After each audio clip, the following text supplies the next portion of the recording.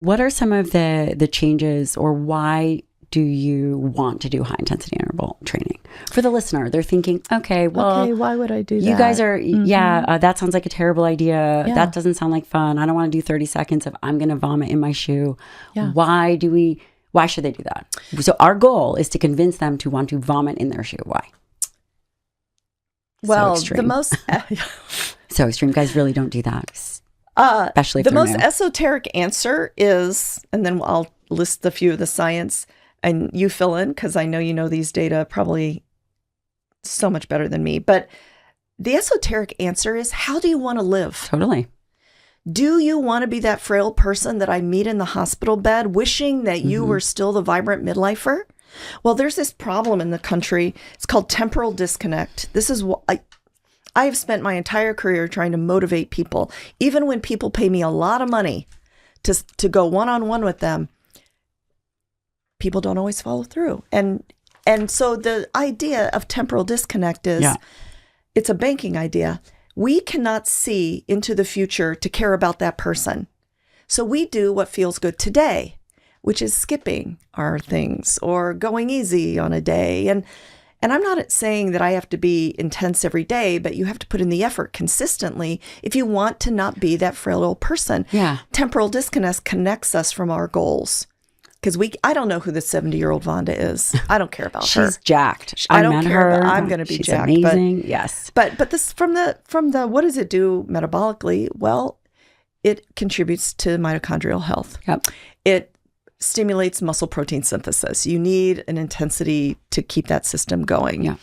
It increases your insulin sensitivity. I mean, it drives insulin into your muscle. All the things happen when you're intense enough that your body thinks that you're still alive. Our body doesn't know whether you're sitting in a cave in the middle of winter about to die unless you tell it by the intensity of life. Right. Right. And that is, you're asking people to up the ante. You're asking them to train in a meaningful way. And I'm asking people to not waste their time and not be a trash compactor with their diet. You hear that, honey? It was basically a shout out to my husband and Matt over there. Matt, the producer over there. By the way, we will be getting him a camera. Yes. And the high intensity interval training, in terms of what goes first have you seen in your research with women and aging? It probably is variable. People will often say power decreases quickly, power, strength, then hypertrophy. But again, I don't even know if that matters. I think type 2 muscle fibers decrease. It's the power. Yep. It's the power muscles, the power fibers that go first. Yep. We know that. Yeah. When you were thinking, do you design programs for people? You do? Mm-hmm. Amazing. When you have now covered those three things, where do you think about mobility and how are they maintaining joints? Yeah. How are they maintaining and preventing tendinopathies? Yes. Because I really think that this listenership would value greatly from hearing about some of those things, because that's what seems to take people out of the game. It is, right? They can spew out the intense stuff, but until they break. So when I help people remember what to do, I call it facing your future. There are 4 components that I ask people to think about. F is flexibility and mobility, meaning that the natural tendency of tendons is to get tighter and tighter with age because the covalent bonds between the fibers get stronger. And that's why older people are hunched over and shuffling. It's because they've lost joint range of motion. They lose joint range of motion because the collagen in their ligaments and tendons becomes tighter.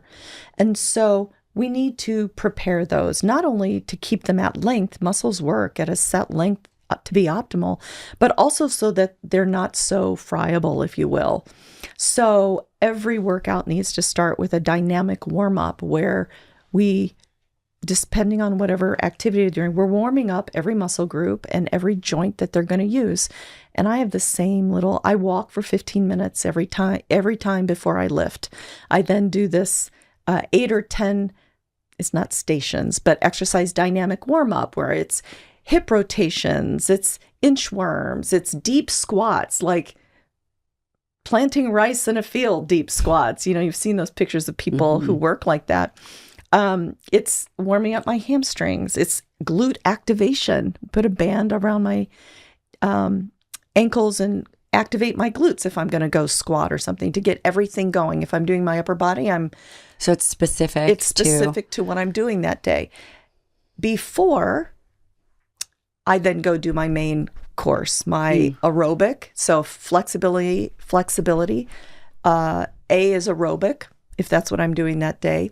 Or C is carry a load, FAC. I specifically don't say lift weights because I think you can carry a load in a lot of ways. It doesn't have to be under a bar. It can be with kettlebells. I used to prescribe in my first series of prescription only functional and body weight, and now I only use those. Yeah, why did you do that? Because I evolved. Well, it's funny, right? As we go through this all, we evolve because then someone say, what were you prescribing before when you say just body weight? And by the way, that's what everybody wants. Everybody says, I don't want to have to go to the gym. I don't want to have to do. They want to do it at home. They want to do it at home. Well, and you know what? I use those programs to get people started because if 70% of people in this country don't do anything, I have to start them somewhere. Yeah.